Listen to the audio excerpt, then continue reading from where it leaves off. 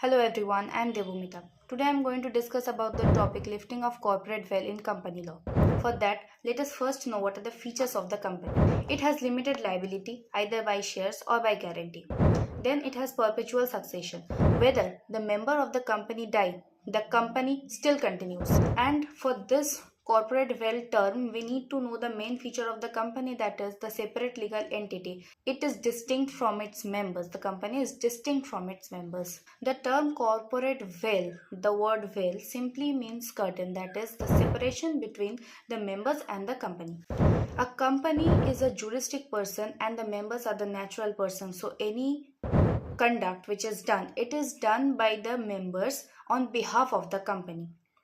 This corporate veil concept is needed because whenever the misconducts are done by the directors or the members, they cannot set themselves free by giving the liability in the name of the company, because the works are actually done by the members. So it is needed to save the company from losing its reputation, saving all other creditors of the company. The lifting of the corporate veil is done in very necessary and mandatory situations, when it becomes necessary to know what are the conducts being held in the inner management. Individuals may do certain acts and save themselves by saying it is done by the company and setting themselves free from the liability. Therefore, lifting the corporate veil and introducing the real ones, the behind the act, helps to prevent the fraud or misuse or the evasion of law. The acts can be like fraudulent incorporation of the company, fraudulent winding up of the company, or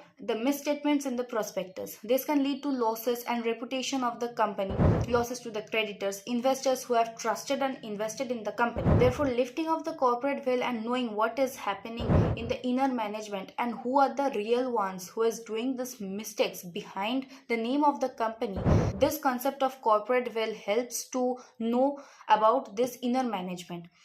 Let us understand this through our case law. Dinshaw Manekji Petit Ray. Dinshaw Manekji was a wealthy individual who incorporated 4 companies to reduce his tax liability.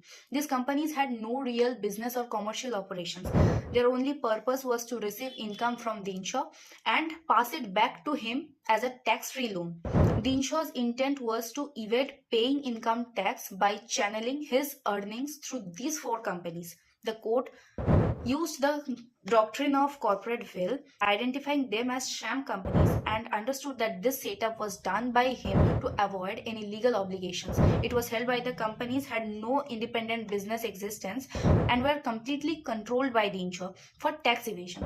The court disregarded the corporate entity of these 4 companies and treated the income of Dinshaw's personal income for taxation purpose. The case highlighted that incorporation cannot be used as a shield of fraudulent or illegal purposes. So, after lifting the corporate veil, when it was seen that Dinshaw was the only one behind the business and it was done in the intention of doing a fraud, evasion of tax, by concluding the concept, we come to know that it encourages ethical corporate practices and transparency, and lifting the corporate veil ensures accountability and justice.